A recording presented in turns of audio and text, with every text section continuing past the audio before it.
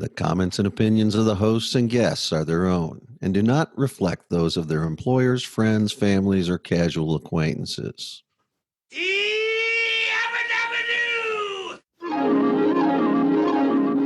The following program is brought to you in living color on A2B.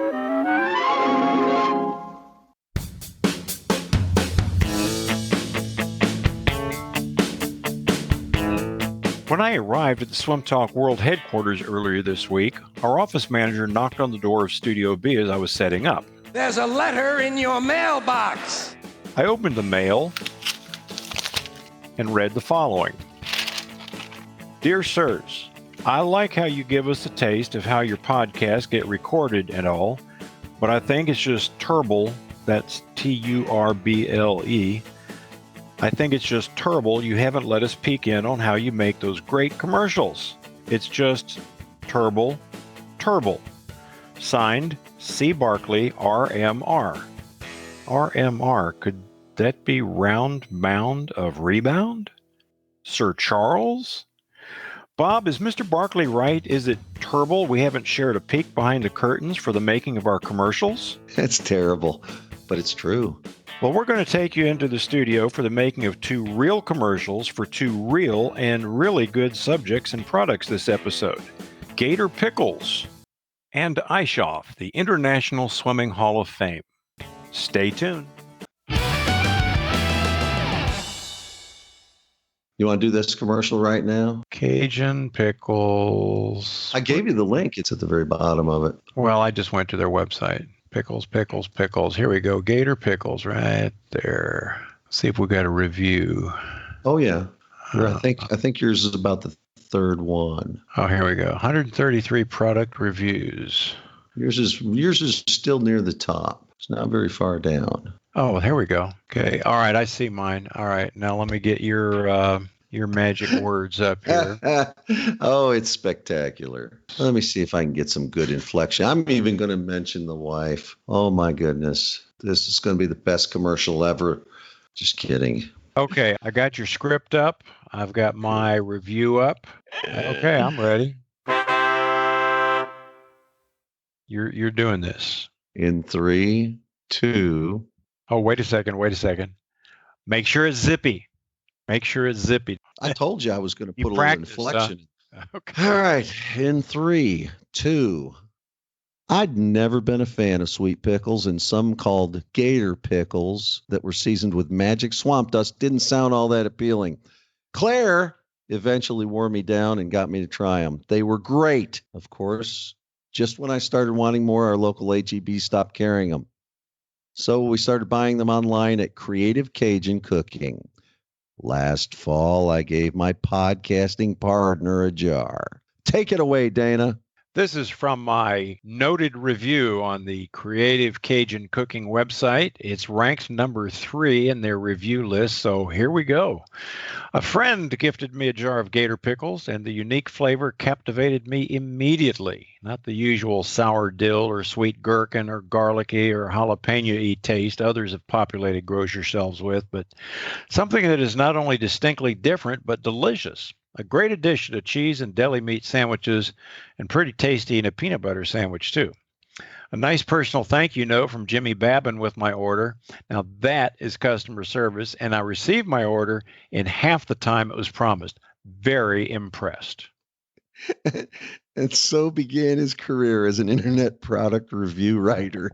But he never sent me any free stuff, so we're still waiting on that. So get on over to creativecajunCooking.com and order from their great lineup of better products. Start that paragraph over again. This is good. That up. Including classics like Gator Pickles and Magic Swamp Dust. Or give whiskey praline sauce or Gator Pickles quail eggs a try. Is this why they call you First Take Button? I hope I can save that. I'll put some music with it. Maybe that'll help. Gator pickle quail eggs. Mm-hmm. You better do those last two paragraphs over. No, just leave them in there. Leave them like it is. The networks are not going to be busting our doors down. That's for right. sure. That's more us. Yeah, it is more us. We'll see what we can cobble together.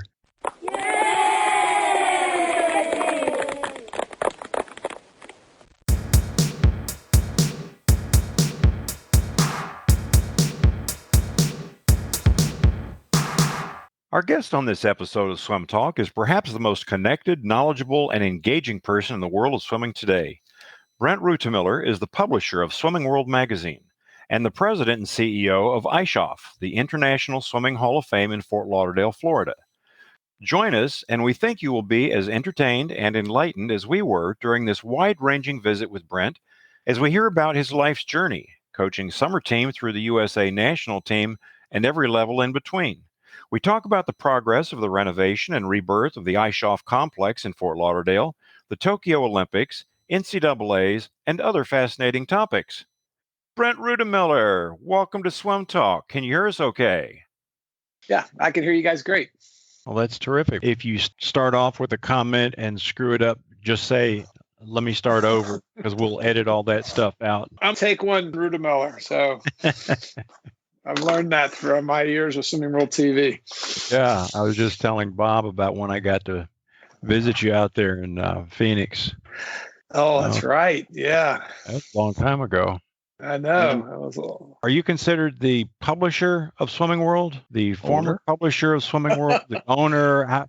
How are all those sticky wickets attached to each other? Yeah, I have three titles now. So I'm still the Swimming World publisher, and I'm the CEO of the Internet Swimming Hall of Fame and the president of the Internet Swimming Hall of Fame. So two of those titles go to the Hall of Fame.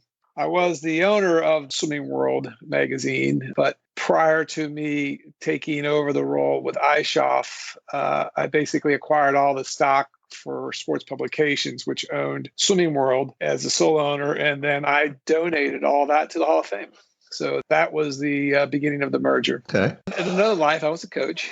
Mm-hmm. I was a national team coach for USA Swimming. I cut my teeth in country club.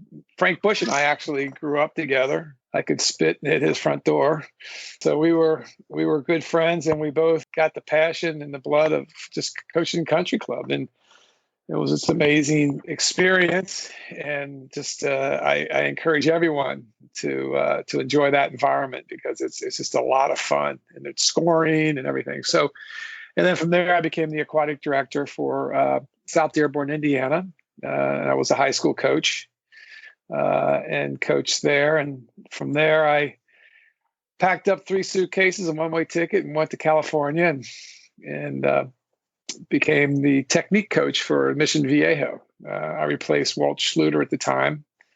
And then that's where I started the Aquazoids, which was the cartoon characters that I was inspired from Ernie McWishko's book. Yeah. With vorticity and laminar flow and the restrictive forces. And I linked up with an animation studio, and that's what got me into publishing. Never made much money out of the Aquazoids, although all my stuff was translated into 3 different languages. And still haven't figured out how to make money out of publishing. I think that's a problem a lot of writers have. But it's especially nowadays. I got out of coaching in '95. My last gig was I was one of the coaches for the Olympic Festival in Colorado Springs, and then I decided that I wanted to move more into the publishing side. So I kind of talked my way into Swimming World and started out sort of the janitor story, where I was just a contributor. Then I became the marketing director. Then I became the CEO, and then I acquired it. But the whole life of being a publisher, especially in a niche market, and with everything wanting to be free online, I realized that, wait a second, we're a for-profit, but actually we're a nonprofit. And then I looked at USA Swimming. Well, they're a nonprofit, but they're making a lot of profit. So I just So I looked at the Hall of Fame and saw how, they were struggling, but they were missing a very vital component, which was they never had a marketing arm. So that's when I said, look, I think we can merge both organizations. I'll donate all the stock that will become a Hall of Fame's property in exchange. I will become the CEO, and my goal was to bring financial stability to the Hall of Fame. And I think the concept was, it's the classic one where the sum is greater than the parts. And I think I've been very pleased with my decision. And I think it's been good for the whole aquatic community. So that's my journey there, Dana. Cool. That's pretty good. Now you talked about the Hall of Fame having financial problems. Why is that? Is it because of rent? Is it because of operations? Where does the need for the funding derive? Well, it's a museum, and it's based on donations and memberships. And museums is kind of likely same fate that publishing has. I mean, how many people go to museums nowadays, and everything's online and all that. So the business model for the Hall of Fame was lacking a real product, and we're still working hard to have products that can go up. But the main livelihood was donations and memberships. It still is, and then sponsorships for their inductions. But the overriding stress for the International Marine Hall of Fame in Fort Lauderdale was the Aquatic Center was going through disrepair. The bleachers were condemned, I think, back in the early teens, and the buildings were decaying. And the city and the Hall of Fame has had a long time love-hate relationship, because we have a lease on the property, and actually the whole peninsula at the Hall of Fame, if you've been there, that was built by the Army Corps and Engineers specifically for a Hall of Fame. Right. I pulled up all the archives and all the original signings, but it's just the who's who of the swimming, and they wanted a place there, to showcase the sport and winter training. But the city was not really doing any kind of upgrade. So the decision at that time prior to get here was to move to Santa Clara. And you probably know that story, but for the audience, Santa Clara was kind of holding out a big carrot that we'll build a big aquatic complex and we'll make it the new home for the Hall of Fame. So as a result, they told the city that they were moving. The city then did not renew their 50-year lease. It was an automatic renewal of another 50 years for $1 a year, and the city did not renew it. So when I took over, the Hall of Fame was on a 30-day month-to-month agreement where they could tell us to leave at any point in time. The facility was under duress. There wasn't any money towards doing the facility, and we were supposed to go to Santa Clara, which never materialized. So, but I think most of us thought that was a done deal. I think most of us assumed that's where it was headed. Yeah, and when you see nothing officially happening, yeah. So that's right. I mean, it was a pretty ambitious, let's just say. So that was my very first week when I took over the position. Was I called up to Santa Clara and told them that we were not moving there. And then I contacted the city and said that we wanted to renew our agreement to remain there. Well, I met with the existing mayors, all the councilmen, and I had each one of them come one at a time to the museum, and I met with them. It was kind of interesting if I can just go a little further with this part of the story. Yeah, I want to know, were they surprised? What was their reaction? Well, first of all, I told them who I was. I told them what my goal was. I told them I'd bring in a major media publication. We're in 147 countries, which Swimming World is. And we're going to market this as an international destination. And then I showed them, the incredible, artifacts that were there.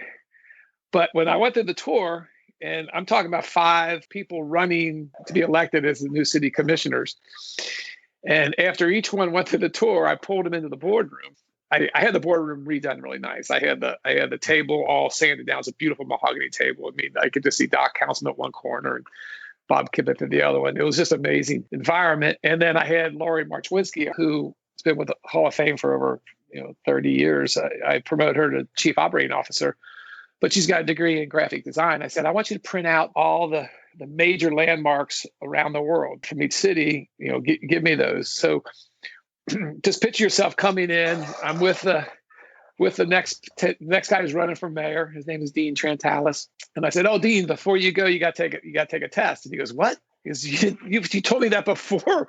You should have told me that before. I would have kind of took down notes as I was going through the building. I was like, "No, that's okay." So we walked in, and there was like 7 pieces of paper upside down.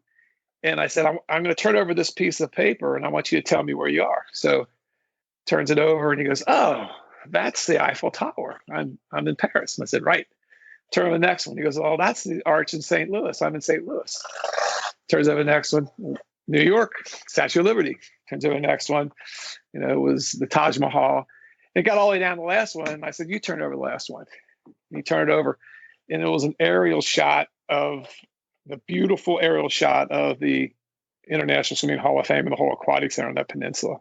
I said, "This is an international destination. This place is known around the world." And I think all the hair stood on the back of all their necks. Everyone went through that. So long story short, they rallied. We got $28 million to redo the whole aquatic center. And then we're all like, new life, and they turned around and gave me a 30-year lease to remain on the property. Then Bruce Weiger is my predecessor. And Bruce is an amazing person. His knowledge is incredible. And I said, "Bruce, I can't, not too many CEOs keep the old CEO around, but I think I need you because your historical knowledge is bar none." So Bruce just came back from China, and he was like just talking to everybody about the 27-meter high diving tower in China.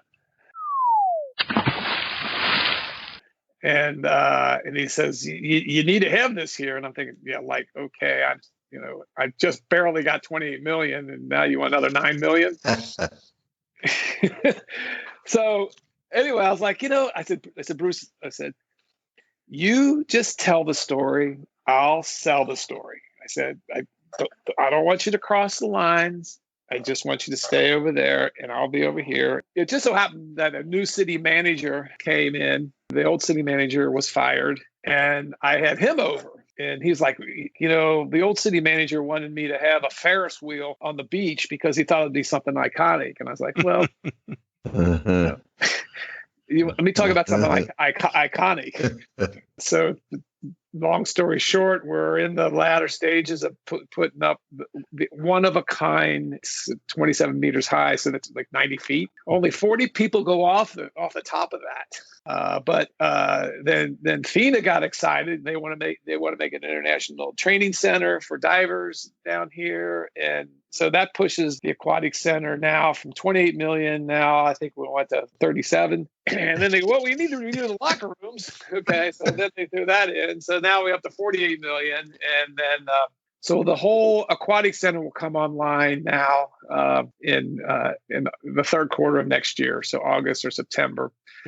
But you're taking out all my questions here. Go, keep going. That's okay. It makes it easier for us. It makes it easier for us. If I go monotone and turn off yours, I apologize. No, you're doing great. It's just so exciting what's going on. I'll leave the questions because our buildings are the 2 bookends that are still built in 1965. No, I want to know about all the bells and whistles you're getting and how the build is coming along, and you're hitting it. This is great. Now the next big step is, can we replace our 2 buildings? Because we have the front building, which is an iconic building. It's got a little wave to it, but that was built in the late 80s or 90s under, Sam Freeze was a part of that. But when it rains, water comes through the walls on the second floor. So it's just like, I can't have, priceless memorabilia there. And then the back building was built in 65. And, you flip on the lights and, the toilet flushes, something like that happens. So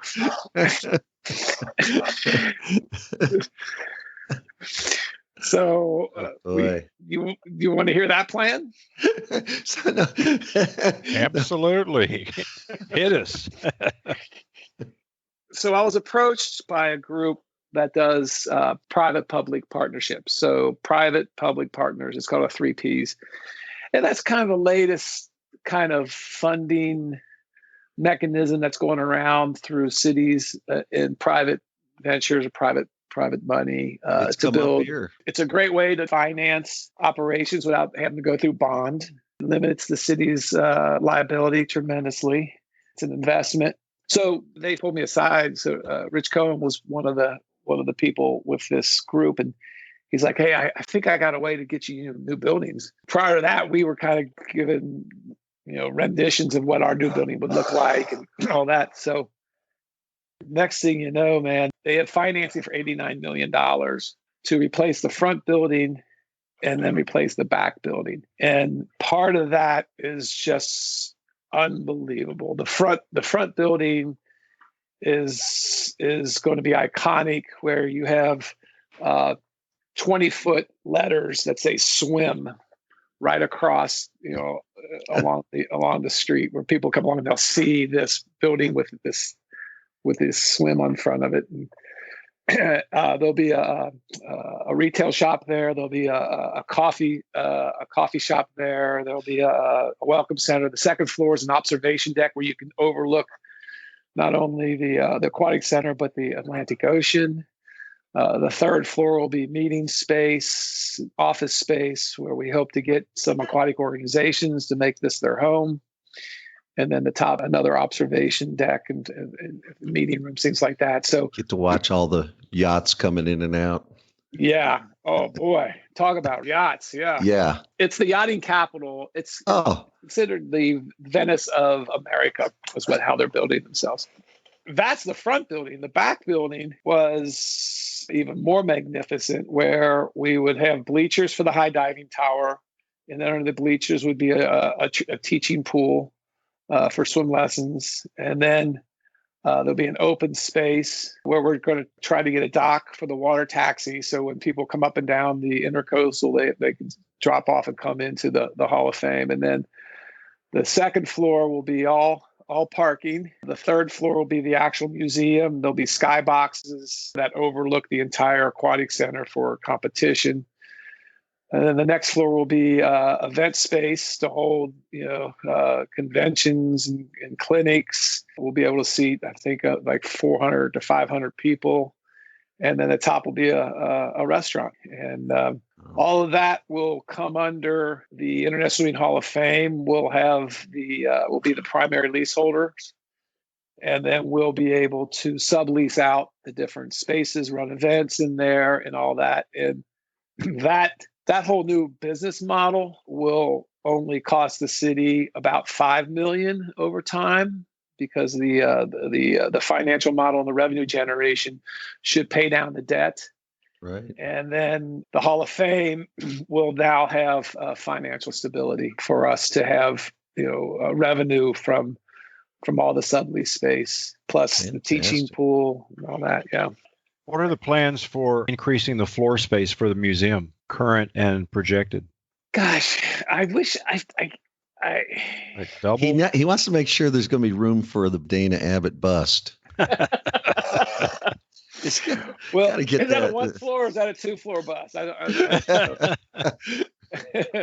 Well, I'll tell you, I've we'll- already got a connection to some of the statuary, but the concrete swimmer that you've got out in front of the back building, the designer and the builder of it lived across the street from me in South Miami, Don Seiler. And I think my goodness. yeah, and his wife, Kate Seiler, or she's actually a Molson, the Canadian beer people. She was married to British race car driver Sterling Moss, and then she married Don Seiler. And they lived down the street and around the corner when my sister met him. And my sister sort of adopted her, and she adopted my sister as sort of a godmother type thing. And we watched him build numerous concrete athletes. Y.A. Tittle, there were two swimmers. There's one as large as in the other one, but the one that he kept in his front yard for so long, I think was the smaller one, but we used to lay in the small of its back in the summertime, and I think I've even got a picture of it tucked away in a scrapbook. I just want to make sure you take real good care of that swimmer, because that's What it's a magnificent. small world. I am so glad to hear that. So there's a video of him building this. You would love the video. It starts off with him swimming through like the back lagoons of Fort Lauderdale and the swamp, and I'm ready for alligators to come out of everywhere. And he kind of goes up, and he's kind of like, he looks like, he's only got a loincloth on or whatever, because he's there with his blowtorch, and he's welding, and it's just an incredible video.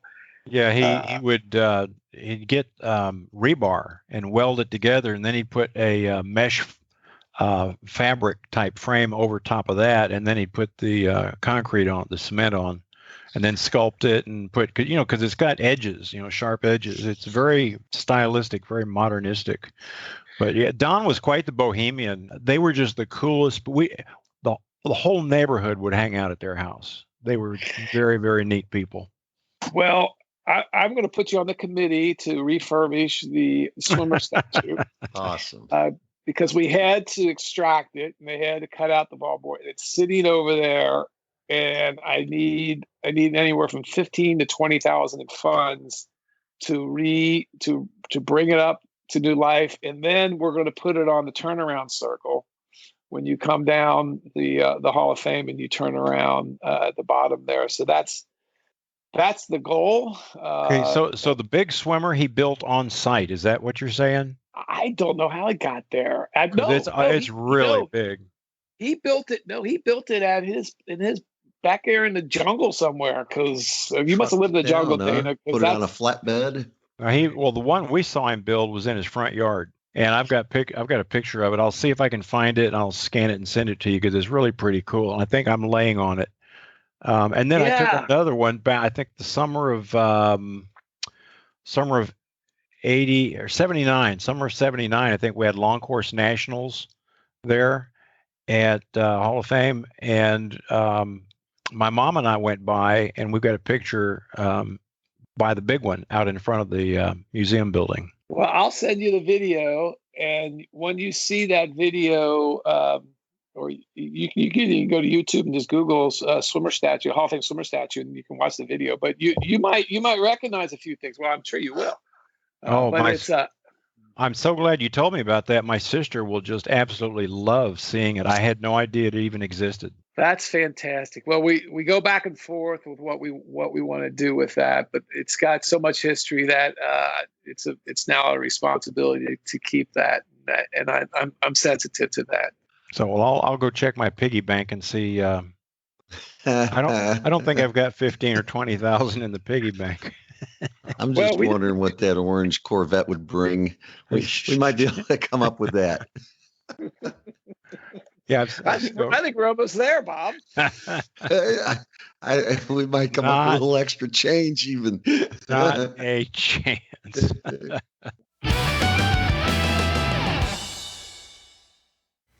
We'll be right back after this.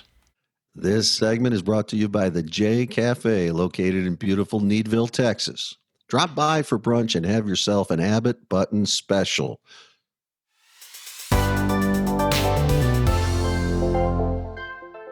I was going to ask you, and I think you mentioned it, I was going to ask you, you had to be ready to switch gears when the world was shifting in from the print-dominated media into the digital world. And, you were in the middle of all that challenge. How's it been? Is it been quite a tough thing, or you've been able to handle it pretty well? I think we've been able to handle it because what I've been able to do was to bundle money across all the platforms. So traditionally, an advertiser would come in, they would advertise in Swimming World magazine. And when print circulation wasn't growing, that's when we went ahead and we went digital with it. So now the magazine, we created the Swimming World Vault. We gave print a second life. The print runs are probably smaller than our digital downloads now. And that was important. Then what I decided to do was, everything was free online, and why should I subscribe to a magazine?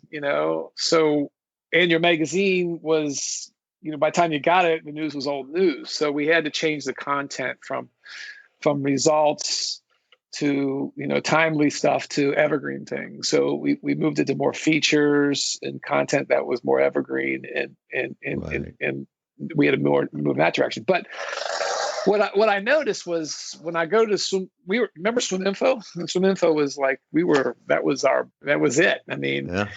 I wanted to get swimmingworld.com, but some guy in China wanted $15,000 for the domain back at the time. And I finally got it like 10 years later for $1,500, but I still. So that was the more from Swim Info to Swimming World. But I'd go to the homepage and the news would just be flying off the news. I mean, news. We put like 6 and 10 stories together. So I'm like, you know what? There's so much content that people probably missed. So that's when I came up with the Swimming World Biweekly. So I said, let's aggregate the best of the online content and put that into a digital magazine and call it Swimming World Biweekly. So now we do a magazine every twice a month on the biweekly that just aggregates the best of the internet. So now for a subscriber, you not only get your print, you get your digital, and you get two more magazines. And over the course of the year, you'll get 24 biweeklies and 12 prints. So that's kind of where I went to that. And then for the advertisers, whatever you paid for your ads in the print, I put it in the biweeklies for no extra charge. So okay. So I gave them more value, same price, and then I bundled their digital ad all under one. So some of them say, I don't even want to be in the magazine anymore, Brett. I just want to be online. So I'd say, okay, you know what? We'll go online and then I'll put you in the magazine for free. I mean, not everybody got that deal, but I had to take the advertisers and spread them across multiple platforms. So now your advertisers are in print. They're in Swimming World Biweekly. They're in Swimming Technique. They're in swimmingworld.com.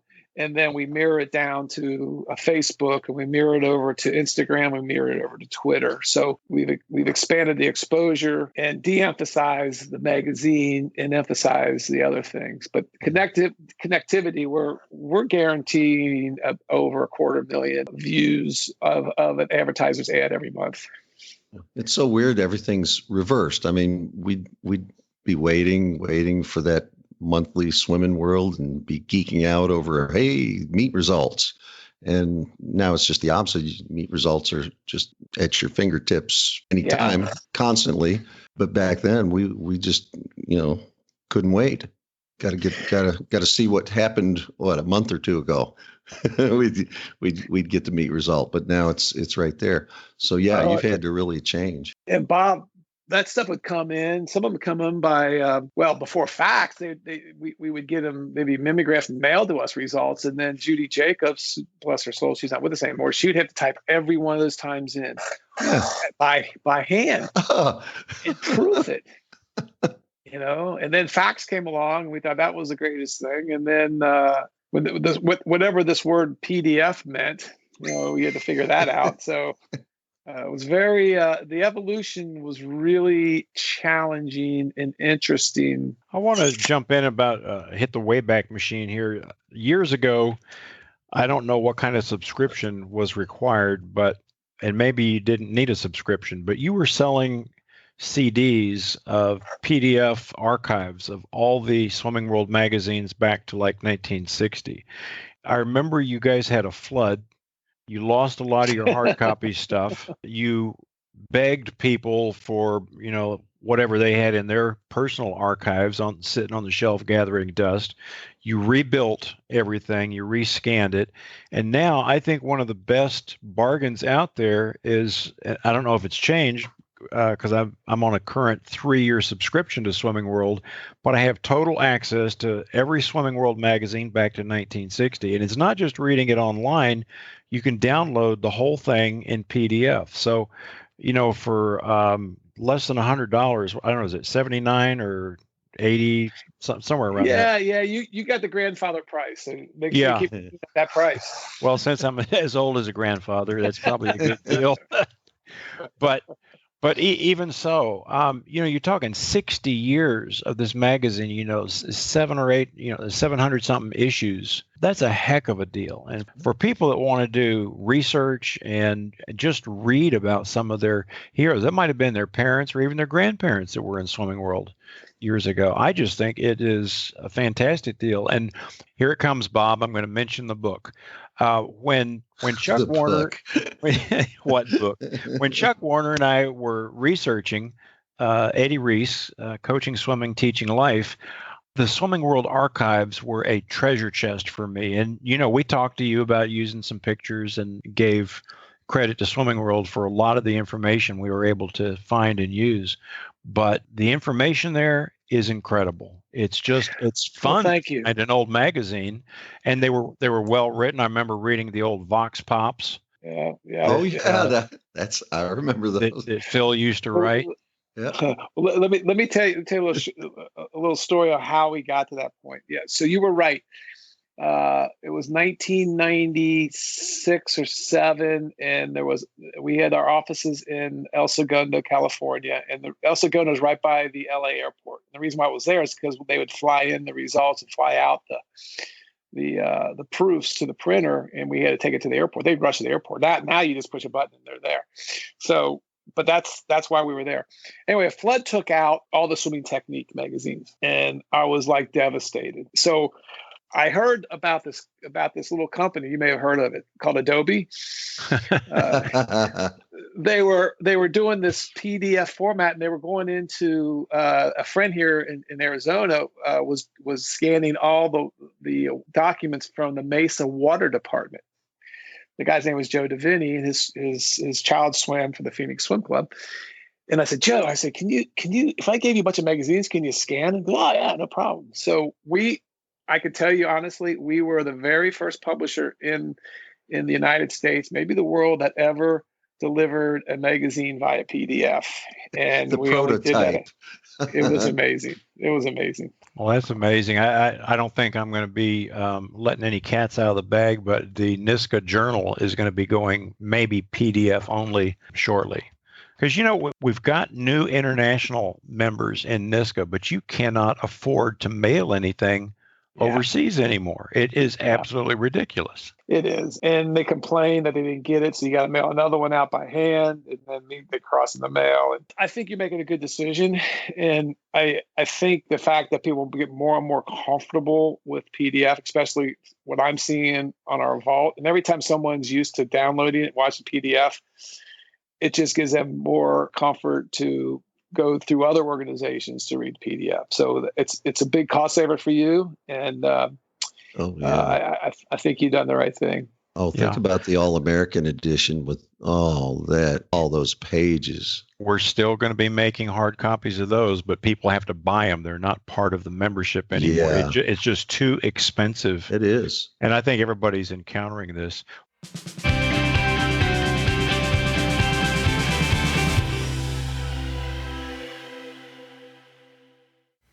We'll be right back after this.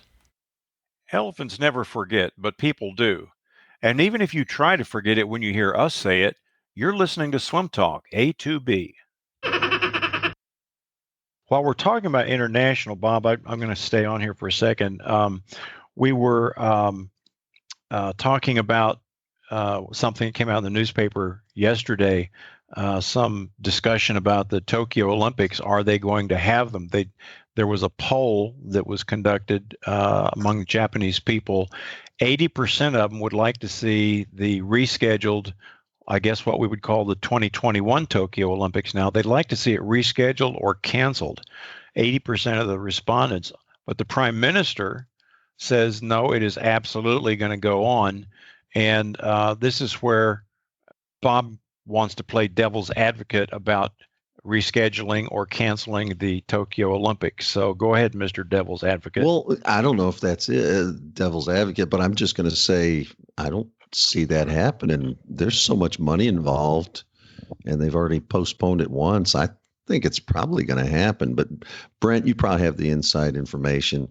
That I don't see him calling it off twice just because John Q. Public doesn't want to see it. Well, I think it's worth discussing. However, I think the NFL proved that a virtual audience is a viable economical engine to this, and NBC has way too much money in the game with all this. So my personal opinion, and I don't have any facts, is I think that they will conduct them, but I think that they'll make a decision sooner than later whether or not they'll let spectators in to observe it. And that's. Do you think that they will try to come up with different ways to engage the public rather than just sit in front of the big screen TV? Is there anything in the works? Do you know? I don't know that because I think they're all doing proof of concept right now. So this is the beauty of capitalism and entrepreneurship in the laissez-faire market, is that you can have third parties come in and solve some of your solutions. So it would not surprise me if there is gaming that's happening. You watch some of the Xbox stuff with pro football now. You can actually, I see these commercials. I haven't gone any further than just watch what they're promoting, but the analytics. And we have so much analytics coming out of our sports as far as heart rates and tempo and all that stuff. I think there's more ways that the viewer can engage with the actual competition. But to me, maybe I'm 4 years ahead of it right now, but I think that opportunity would open itself up to create a greater viewer experience. Yeah. The economic engine for Japan and where they get their dollars is basically the tourism and the hotels and the meals and the spectators, and right. And if they cancel it, they're gonna lose that anyway. So why not fulfill one part of that and showcase your world? So right. I think when they asked that question, that poll question, they may have left out another question that might have changed the responses, and that might have been, hey, how do you feel about spending all the money to A, get the bid, and B, build all these facilities, and now do you still want to cancel it? Because I think then we might not have had 80% of them say cancel it. If they looked at all the resources they poured into this, they might look at it and say, yeah, let's go ahead and try to have it. I want to ask both of you guys, because I think both of you paid more attention to the ISL over in Hungary this fall. Do you think the protocols they established there, as far as, I don't know what else to call it, but the bubblification of all the athletes, putting all the competition on the island in the middle of the river and isolating all the athletes, because that was a pretty lengthy competition event. Do you think they learned anything from that they might be trying to consider using for the Tokyo Olympics, even though it's going to be more than one sport? Bob, you want to go first? I was going to say kind of like what the NBA did to get their season in last time. Yeah. In Orlando. Yeah. That was a little longer, right? Seemed to work for them. I think the bubble effect has a lot of merit to it. Yeah, because they had their own people cooking, staying right there. It worked. Worked better than it's working this year because NBA is not having any luck right now. Well, we just can't. There's two factors out there, I think, because we have to touch on the COVID, which we're alluding to here. There's two factors. One is, how readily the vaccine is going to be distributed. So I think the athletes in most countries are going to get a high priority. So that's going to allow athletes to travel and their entourage to travel, and then there might even be anybody in the media has to show proof of vaccination. So I wouldn't be surprised if that comes up soon. But then the other mitigating factor is the mutation of this thing. I mean, I know enough about science and that there is a mutational element here, and we saw one wave of that. But the more it is exposed to the general populace without the vaccination, the more they'll continue to mutate. So whether or not there's some kind of scary mutation here, it's going to set everybody back. Who knows? That's a wild card. Right now, Tokyo's battling a surge of COVID-19, prompted the government last week to call a state of emergency. This is from yesterday's news, so it's up to date. But they're talking about, and I didn't know these numbers, but athletes, Olympic and Paralympic athletes, numbering 15,000, tens of thousands of coaches, judges, officials, VIP, sponsors, media, broadcasters. And right now they're saying that it's not clear if fans will be allowed from abroad or if local fans will even be allowed to attend. They're not doing so bad number-wise. They've got 126 million population and only 3,800 deaths. But the surge that they experienced last week was pretty scary for them to declare a national emergency. So I think what you're saying is right. We don't know, is the vaccine going to be effective? Are there mutations going to happen that are not going to respond to the vaccine? There's so many unknowns right now. And we're talking about something that's supposed to start 6 months from next week. Right. That's fast. Yeah. The USOC gives us our credentials as media, and they're continuing to communicate with us as if everything's 100% going forward. And you'll get on a wait list for a vaccine, and away you go. Yep. I don't know how they get around it, but that's pretty much it. Yeah. Hey, we were talking about the Olympics. Let's talk about NCAAs this year. You think they're going to happen? I've been talking to some D1 coaches, and some of them are saying, yeah, they say it's going to happen, but right now I wouldn't give it more than a 50-50 chance. Have you heard anything? Do you have any feelings about whether it's going to come off this year? Well, I mean, what I know and my own feelings is two different things. Tell us what you know. Well, it's what I don't know. That's probably going to be crickets. So, this is January 13th. In my role, in my capacities. I mean, I just finished the end of the year now, and I just started today actually quizzing the team about where are we with budgets for the NCAAs. And being at Greensboro, that's a drive and a destination. So there's all of those things that have to go there. I saw NISCA is already advertising, so that's good. But as far as actually knowing if they're going to pull it off, I think we're at the 50-50 mark, quite frankly.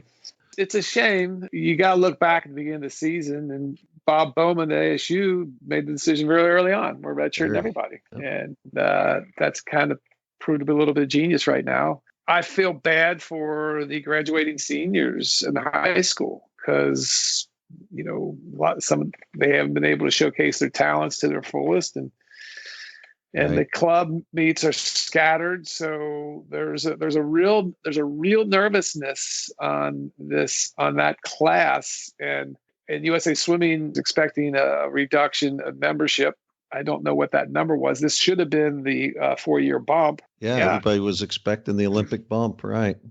Yeah, I know. So you have to wonder if there's going to be this gap in talent, that we won't really see until 4 or 5 or 6 years down the road. And I often contemplate how I would go about, or how we as a media or even the community would start quantifying that and looking at that statistically, because I do think that potential is there. Yeah.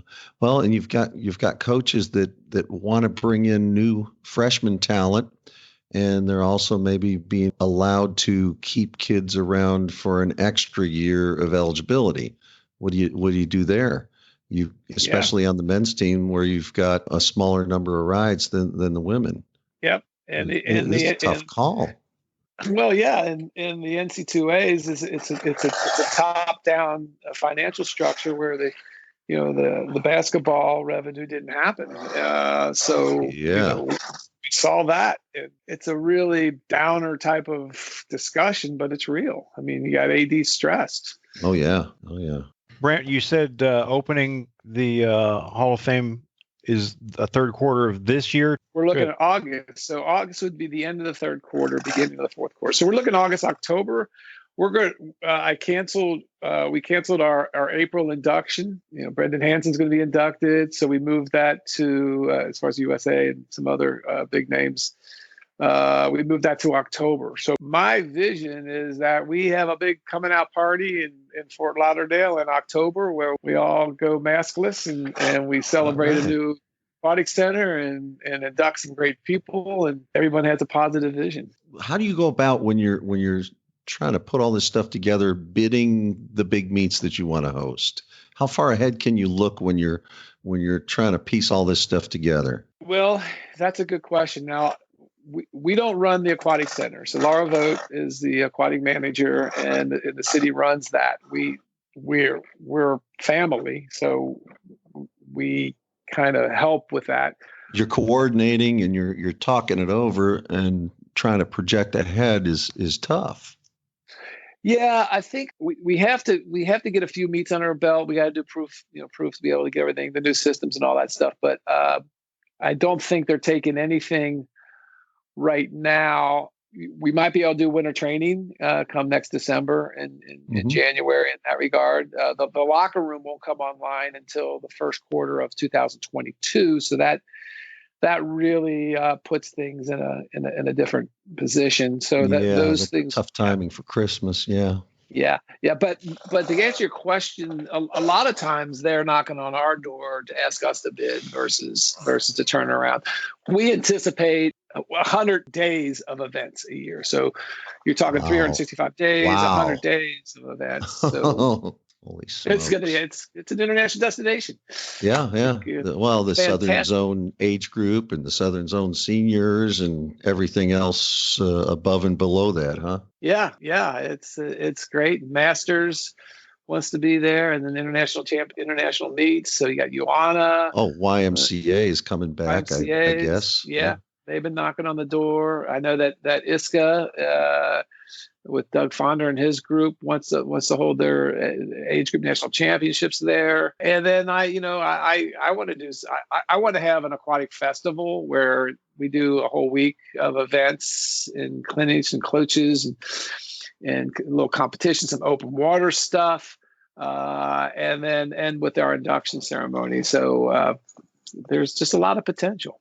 Get some amateurs to go off that 27 meter and. Yeah, someone said, Brent, you should be the first one off. And I said, well, I'll just say this. It's the last thing on my bucket list. Oh, boy. Yeah.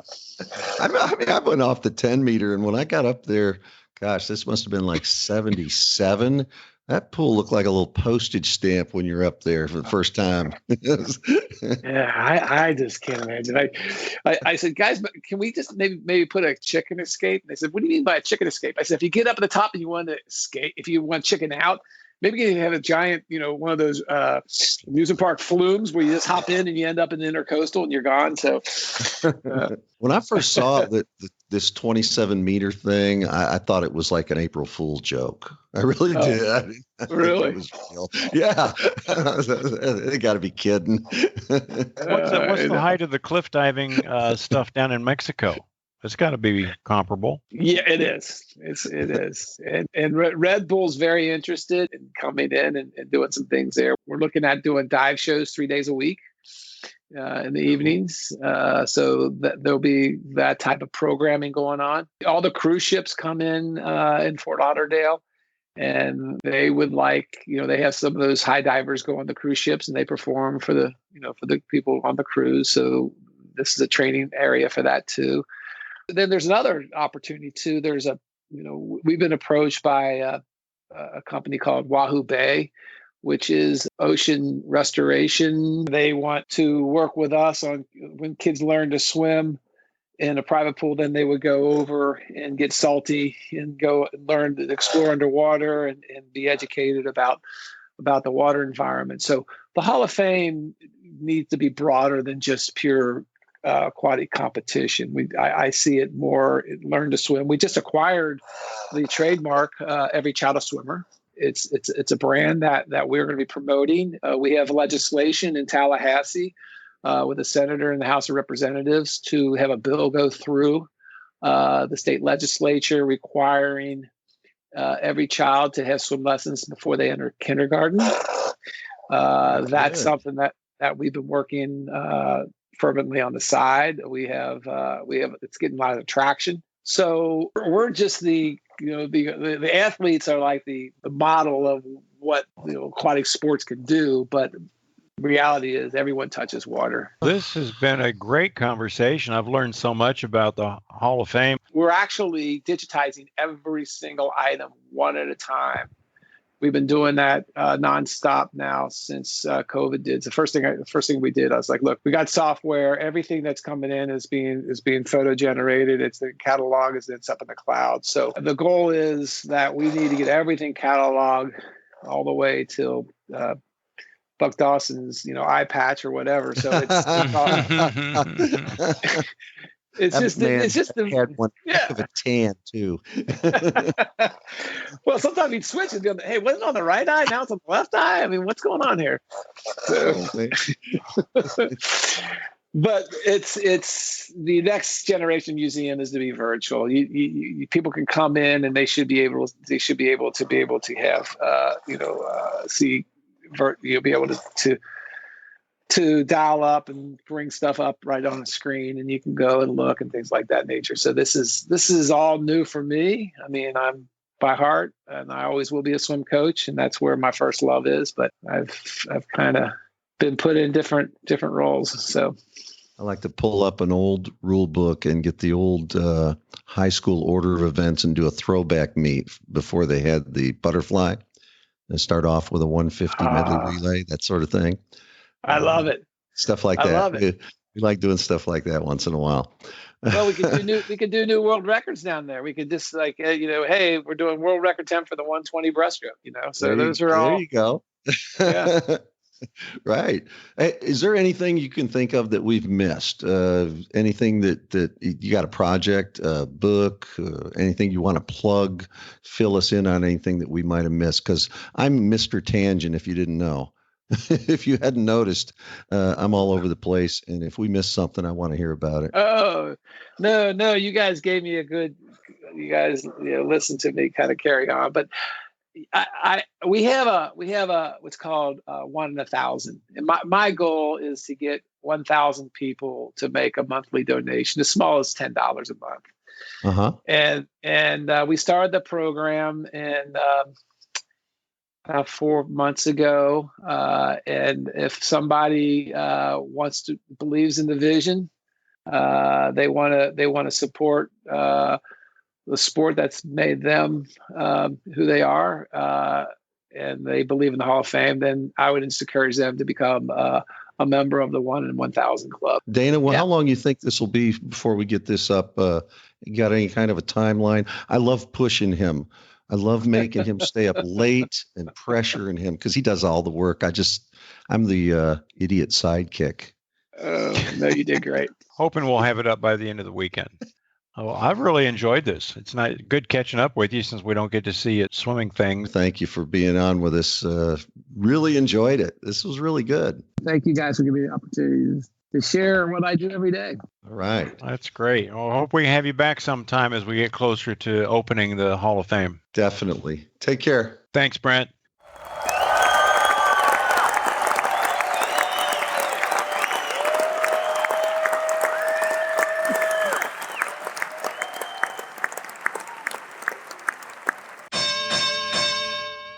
I'm going to click on this link that Brent just sent me.